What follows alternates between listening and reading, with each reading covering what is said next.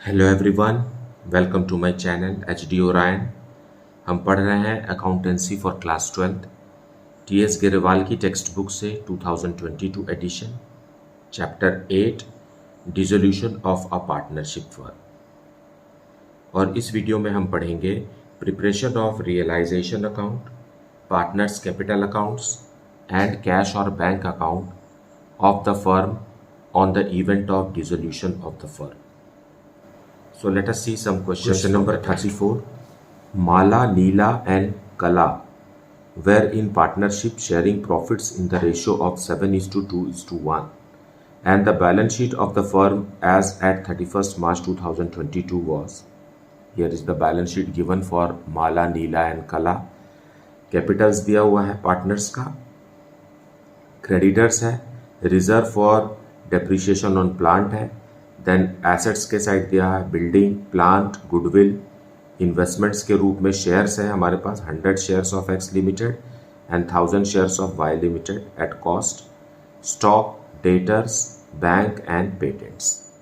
Now what happened to this firm is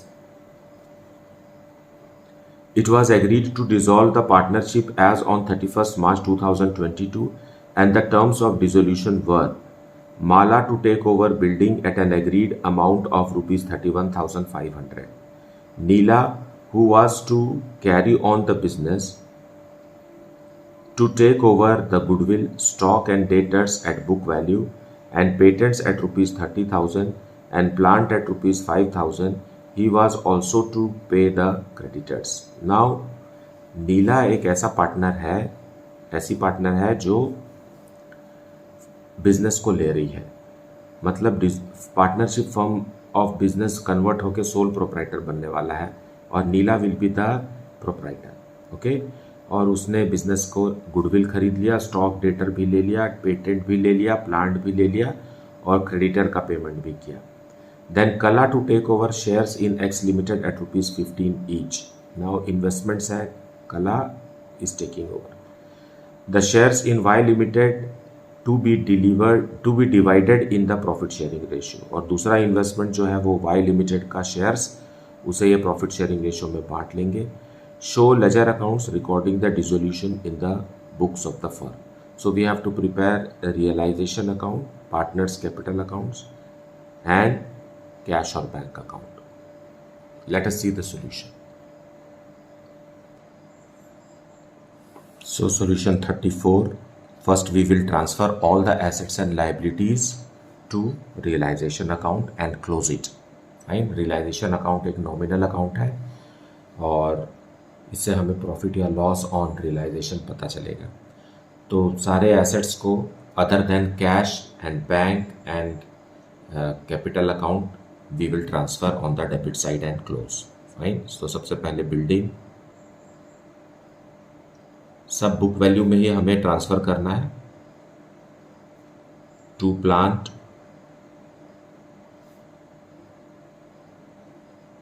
and to goodwill rupees 10,000. Then to investment है जो कि shares of X limited है ना, shares of X limited. These are 100 in number, लेकिन है इसकी कीमत 2400. देन अगेन सेकेंड इन्वेस्टमेंट है शेयर्स ऑफ वाई लिमिटेड. यहाँ 1000 शेयर्स हैं और इनकी कीमत 10,000 रुपीज़ है बुक में. देन स्टॉक भी है हमारे पास. Stock is for rupees 11,240. Debtors भी हैं, डेटर्स 8,740. हमें सारे के सारे एसेट्स को अलग अलग ट्रांसफ़र करना है. आप इन सबको ऐड करके एक साथ नहीं ट्रांसफ़र करेंगे. फाइन. सो इन्हें हमें इंडिविजुअली ही लिखना है. पेटेंट्स भी है. These money assets we are having.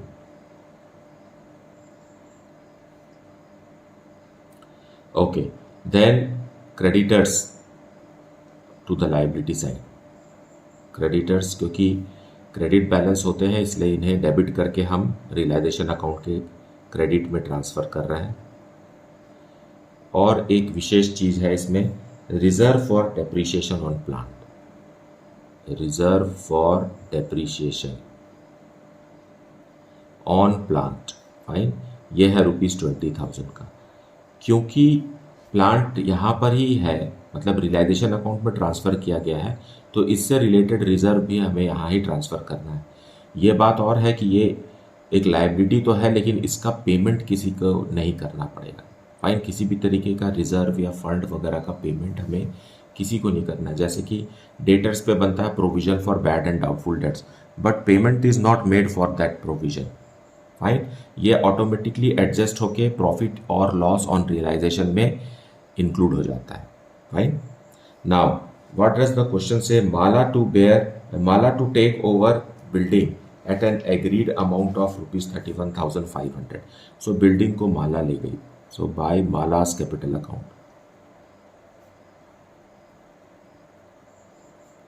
Building, she took building for ₹31,500, fine. फिर पॉइंट बी में लिखा है कि Neela who was to carry on the business took so many assets. So Neela के अकाउंट में ट्रांसफर करेंगे हम by Neela's capital account.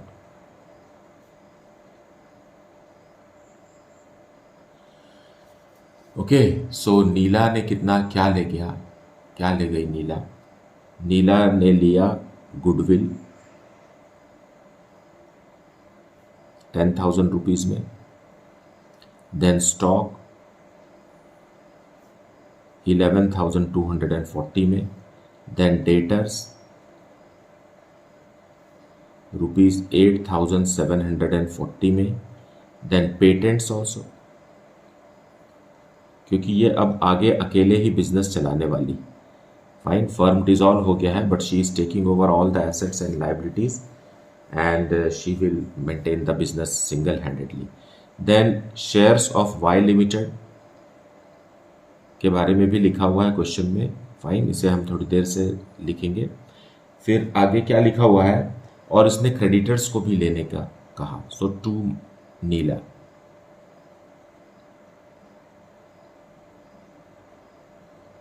Creditors at book value only 11,210। Now आगे लिखा हुआ Kala to take over shares in X limited. Okay, so हम यहाँ कला को दे देते हैं नीचे, let us move, so by Kala, Kala ने ले लिया shares of X limited, fine.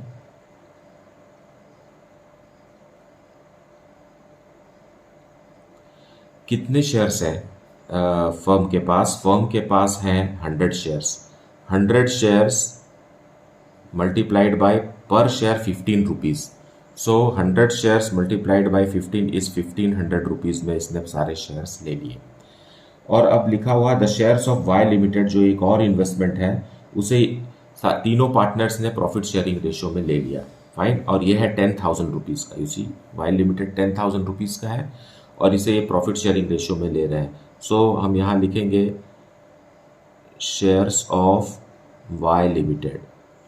Now who is the first partner? Mala, Neela and then Kala, है ना।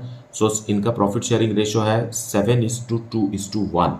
सो 7,000 रुपीज़ का यहाँ आ जाएगा माला को, और shares of Y limited 2,000 rupees का नीला को मिल जाएगा, and shares of Y limited 1,000 rupees का कला को। Is it okay? Then what is remaining is to calculate profit और loss on realisation. All the things have been transferred. अब हम इसे ऐड कर देते हैं, यहाँ हो जाएगा 38,500 and here we will get 66,980 और यहाँ ऐड करेंगे तो आएगा 2,500। सो डेबिट साइड का टोटल ज़्यादा है and there is a loss on realisation, fine. Loss on realisation है, यहाँ आप सबको ऐड करेंगे तो आएगा 1,42,890, 1,42,890 इधर भी बनाने के लिए हमारे को बैलेंसिंग फिगर आ रहा है 3,700 and this is loss on realisation by loss on realisation. और ये तीनों पार्टनर्स को दिया जाएगा माला, नीला और कला एंड कला in their profit sharing ratio, which is 7:2:1. So 2,590, then 740 and 370. So here is realization account for question number 34. Now we will prepare partners capital account. So partners capital account we will prepare by balance brought down. It's a liability, so opening balance हमें credit side लिखना है जैसा कि balance sheet में दिया हुआ है।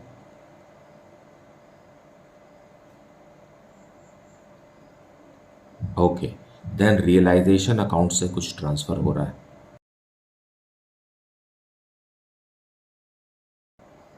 Liabilities का है, फाइन। Liabilities will be transferred to the credit side. Neela ने क्रेडिटर्स को ले लिया था, फाइन। और डेबिट में एसेट्स को ट्रांसफर करेंगे। सो आपको यहाँ डिटेल लिखने की ज़रूरत नहीं है, जो लमसम जो ग्रैंड टोटल वाला अमाउंट है वही हम लिख देते हैं।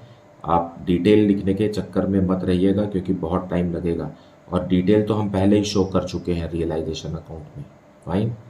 सो be precise. Then to realisation में लॉस लिखेंगे। लॉस हुआ था, लॉस ऑन रियलाइजेशन इनको प्रॉफिट शेयरिंग रेशियो में दिया गया है। दैट्स इट, सिर्फ इतना ही इंफॉर्मेशन है पार्टनर्स कैपिटल अकाउंट से रिलेटेड।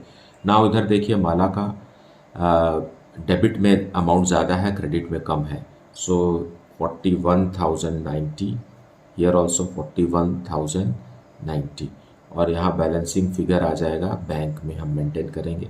बैलेंस क्लोज डाउन लिखने की ज़रूरत नहीं है क्योंकि फॉर्म डिसॉल्व हो रहा है, fine. So Mala is suppose to bring this much amount to the firm. Similarly for Neela, Neela का भी डेबिट में ज़्यादा है और नीला को पैसा जितना लेकर आना है वो है 47,860, बट कला को पेमेंट करेगी फर्म क्योंकि कला का क्रेडिट बैलेंस है, fine. So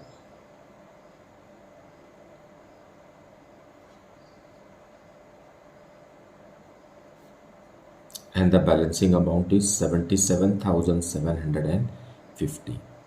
So this way partners capital account भी close हो गया। So finally bank account of the firm हम प्रिपेयर करेंगे।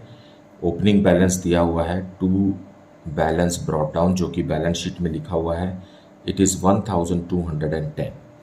और रियलाइजेशन अकाउंट से कोई भी अमाउंट रिसीव नहीं हुआ है क्योंकि सारे एसेट्स को पार्टनर्स ले गए हैं और सारी लाइबिलिटीज़ को भी पार्टनर्स ले गए हैं। सो एज अ रिजल्ट वहाँ कोई भी कैश ट्रांजैक्शन नहीं है एंड हमें सिर्फ कैपिटल अकाउंट से ही ट्रांसफ़र करना है। Then to capital account, capital account मतलब दो लोग Mala and Neela, Mala and Neela are bringing in cash to the firm and that is 28,680 and 47,860। ये अमाउंट लेकर आ रहे हैं and total of which is 76,540। उसी तरीके से पेमेंट किया जा रहा है कला को, class capital 77,750. This much is the only bank transaction. Now grand total is 77,750 and there is no closing balance as such as the firm is dissolved. क्योंकि सारे के सारे अकाउंट जो भी बैलेंस शीट में दिखाई दे रहे हैं उसे हमने क्लोज कर दिया है, ख़त्म कर दिया, उनका सबका पेमेंट कर दिया, उनको रियलाइज़ कर दिया। नाउ फाइनली किसी भी लेजर में कोई भी बैलेंस क्लोज डाउन बचा नहीं है। So that shows that the firm has been dissolved.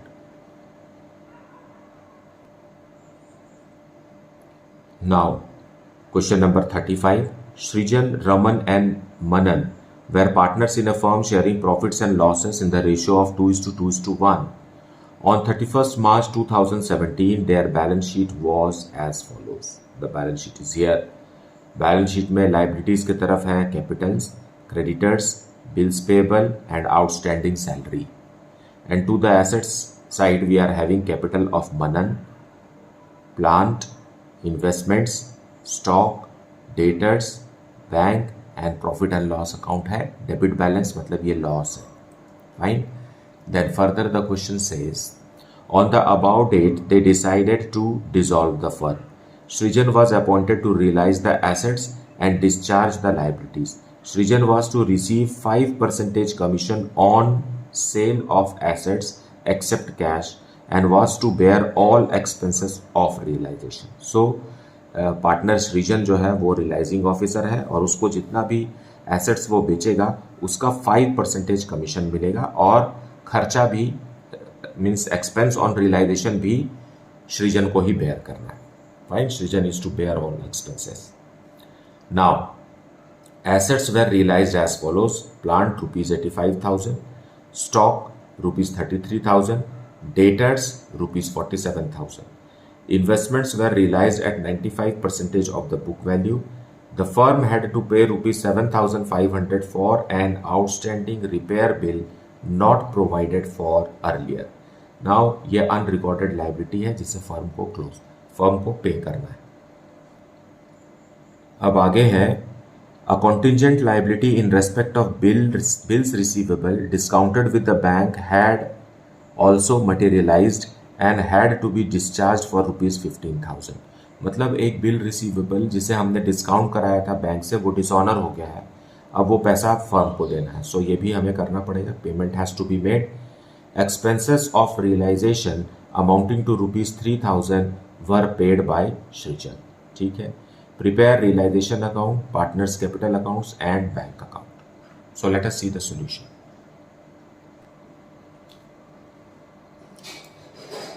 Solution 35 we will see. The realization account में हम बैलेंस शीट में दिए हुए एसेट्स और लाइबिलिटीज को ट्रांसफर करेंगे other than cash, bank and capital accounts. Right. So first we will transfer the assets. Assets debit balance होते हैं और उसे हम क्रेडिट करके रियलाइजेशन अकाउंट में ट्रांसफर करेंगे. Fine. Debit side. So to plant book value में हमें ट्रांसफर करना है. सो जैसा बैलेंस शीट में लिखा हुआ है वही लिखना है.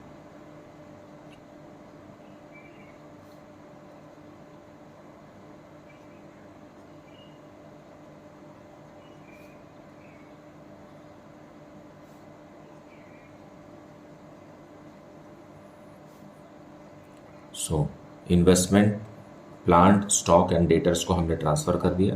उसी तरीके से क्रेडिटर्स को क्रेडिट साइड ट्रांसफ़र करेंगे. क्रेडिटर्स डेबिट होकर के क्लोज कर दिया गया. उसी तरीके से बाय बिल्स पेबल भी डेबिट कर दिया and by outstanding salary ₹35,000. So this way all the assets and outside liabilities are transferred here. अब हम इसे रियलाइज करेंगे और इसके लिए सृजन जो कि एक पार्टनर है उसे अपॉइंट किया गया है ये सब काम देखने के लिए कि एसेट्स को वो बेचे और पैसा मिलने के बाद वो लाइबिलिटीज़ को पेमेंट करे. सो क्वेश्चन में दिया हुआ है कि एसेट्स आर रियलाइज्ड. सो वो बैंक में रियलाइज होगा. सारे एसेट्स डेबिट साइड है लेकिन रियलाइज उसको हम क्रेडिट साइड से करेंगे. जैसे कि क्वेश्चन में लिखा हुआ प्लांट को बेचने से मिला ₹85,000. फिर स्टॉक से मिला ₹33,000. देन डेटर्स से मिला ₹47,000. ओके. एंड इन्वेस्टमेंट से 5% कम मिला. इन्वेस्टमेंट से 70,000 है, इसका 5% लेस कर 5% होगा 3,500. सो लेस करेंगे तो आएगा 66,500. This much only. और तो कोई एसेट है नहीं और किसी अनरिकॉर्डेड एसेट से भी फर्म को कुछ रिसीव नहीं हो रहा है. So that much only 2,31,500. अब सारे लाइबिलिटीज़ को हम डेबिट साइड से पे करेंगे. सो टू बैंक लिखेंगे फाइन। एक आउटस्टैंडिंग रिपेयर बिल है, अनरिकॉर्डेड लाइबिलिटी है, उसे पेमेंट करते हैं। आउटस्टैंडिंग बिल फर्म को ही देना था जो बैलेंस शीट में रिकॉर्डेड नहीं है। और एक ऐसा बिल रिसीवेबल है जिसे हमने बैंक से डिस्काउंट कराया था और वो बिल डिसऑनर हो गया है। अब फर्म को ही उस बिल का पैसा बैंक को वापस देना है। So it is a contingent liability. Contingent liability हो गया 15,000 रुपीज़ का, जैसा कि पॉइंट ई में लिखा हुआ है। फाइन, पॉइंट ई में मेंशन है ये point. Then creditors bill payable और आउटस्टैंडिंग सैलरी के बारे में क्वेश्चन में कुछ भी नहीं लिखा हुआ है। इसका मतलब है कि इन्हें 100% पेमेंट करना है। Fine, one should never forget this. Creditors 100% आप इसका पेमेंट करेंगे, पूरा का पूरा अमाउंट, कोई डिस्काउंट नहीं, कुछ नहीं। Bill payable 40,000 and lastly outstanding salary ₹35,000. Now this much only, so it is how much? 1,72,500. Fine. अब क्वेश्चन में लिखा है कि सृजन इज द रियलाइजिंग ऑफिसर और इसे 5% कमीशन मिलता है रियलाइजेशन करने का। मतलब इस काम को पूरा करने के लिए 5% कमीशन किसका? On the amount received by selling the assets. तो एसेट्स को डिस्पोज करने के बाद जो पैसा मिला है, इस पैसे का, इस अमाउंट का 5% कमीशन पार्टनर को दिया जाएगा। फाइन, सृजन को। सो सृजन इज द पार्टनर। तो टू सृजन, सृजन्स कैपिटल कमीशन इसी अमाउंट का हमें देना है। सो 2,31,500 का 5%, जैसा कि क्वेश्चन में कहा गया है। And this is 11,575। सो ये हो गया, सृजन को कमीशन दे दिया गया। अब सृजन की जिम्मेदारी है कि वो रियलाइजेशन से रिलेटेड सारे एक्सपेंसेस को खुद बेयर करे। और क्वेश्चन में लिखा हुआ है कि realisation expenses are 3,000 and obviously इस 3,000 को सृजन ही बेयर करेगा। तो हमें, मतलब फर्म को अपनी बुक्स में लिखने की ज़रूरत नहीं है। फर्म ने अपना कमीशन लिख दिया और इसी के अंतर्गत सृजन ने 3,000 रुपीज़ स्पेंड किया है। फाइन, और बाकी का जो पैसा बच गया है उसे सृजन को वापस फर्म को देने की ज़रूरत नहीं है। दैट इज़ हिज टैलेंट कि उसने उस पैसे को किस तरीके से इस्तेमाल किया।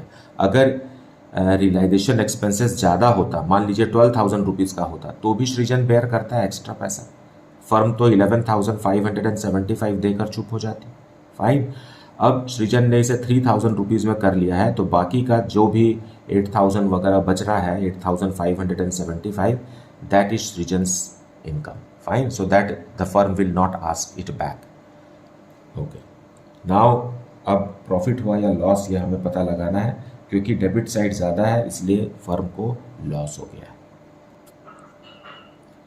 सो grand total here is 5,84,075. Okay, 5,84,075. And loss on realization, by loss on realization is,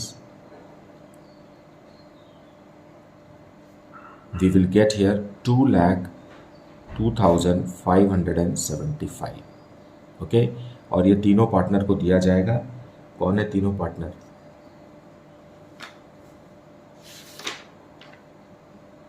सृजन, Raman and Manan.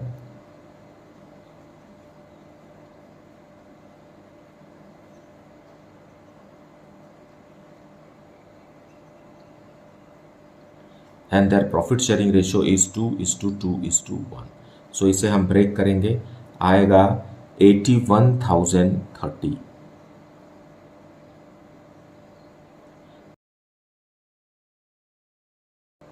So this is how the realization account is to be prepared. Now let us see partners capital account by balance brought down. You see, सृजन और रमन का liabilities में दिया हुआ है और what's that, मनन का एसेट्स में दिया हुआ है। सो सृजन और रमन के लिए हम क्रेडिट बैलेंस है, सो 2 लाख रुपीज़ and 1,50,000. और मनन का डेबिट बैलेंस है, so to balance brought down for Manan it is 10,000 rupees. Okay, then balance sheet में आप देखिए एसेट्स की तरफ प्रॉफिट एंड लॉस अकाउंट भी दिया हुआ है, तो ये एक लॉस है और इसे हम प्रॉफिट शेयरिंग रेशियो में पार्टनर्स को दे देंगे 2:2:1. सो 4,000 एंड 2,000 10,000 को डिस्ट्रीब्यूट करती है. फाइन. देन रियलाइजेशन का लॉस भी है. Fine. So to realisation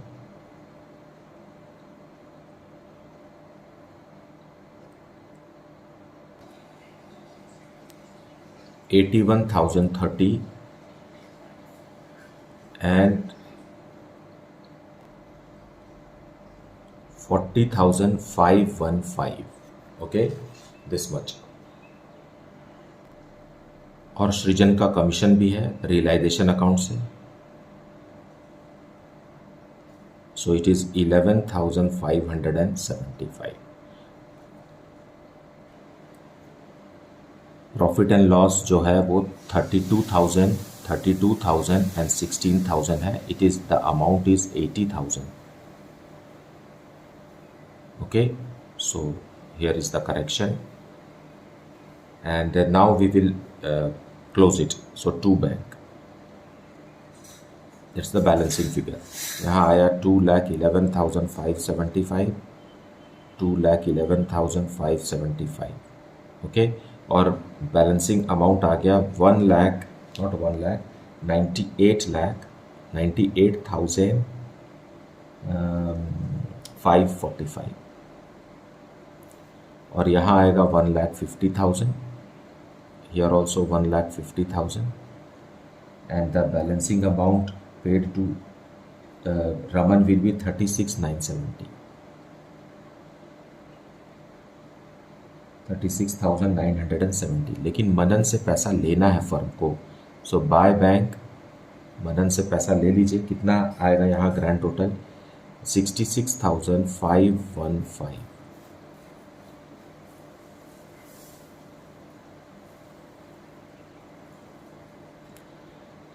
So this way partners capital account is also closed. Now finally the bank account is to be closed. So हमें बैंक का ओपनिंग बैलेंस दिया हुआ है टू बैलेंस ब्रॉट डाउन, जैसा कि balance sheet में लिखा हुआ है 10,000 रुपीज. फाइन. देन रियलाइजेशन से मिला है एसेट्स को बेचने से फर्म को रिसीव हुआ है ₹2,31,500 एंड फर्म ने पेमेंट किया है रियलाइजेशन से अपने लाइबिलिटीज़ को and that is 1,72,500. Okay, then partner Raman, isn't it? Partner Manan. Okay, Manan's capital से हमें मिला है, मनन को पैसा लाना पड़ा और पेमेंट हुआ है बाकी के दो पार्टनर्स को, और यह है सृजन बाय कैपिटल लिखते हैं, सृजन एंड रमन. इनको फर्म ने पेमेंट करके इनका कैपिटल अकाउंट क्लोज किया है. ये अमाउंट जो अभी हमने कैपिटल अकाउंट में निकाला, और इनका ग्रैंड टोटल है 1,35,515. नाउ इतना ही ट्रांजैक्शन है, अब कुछ भी पैसा बचा नहीं, जितना पैसा आया सब पेमेंट में चला गया एंड बैंक अकाउंट का ग्रैंड टोटल है 3,08,015. So this way all the accounts given in the balance sheet has been closed and nothing is pending from the firm's side, and all the assets has been sold away and money realized. Fine. So this way the firm is dissolved. मुझे उम्मीद है कि आपने आज का video भी अच्छे से देखा है और आपने कॉन्सेप्ट को भी अच्छे से समझ लिया है. Please do not skip the explanation part. That will help you build you stronger in your concept. Right? Thank you so much for liking, subscribing, and sharing the channel. And if you have not yet, then please do it. Should there be any doubt, you please put it in the comment section. Thank you so much for watching.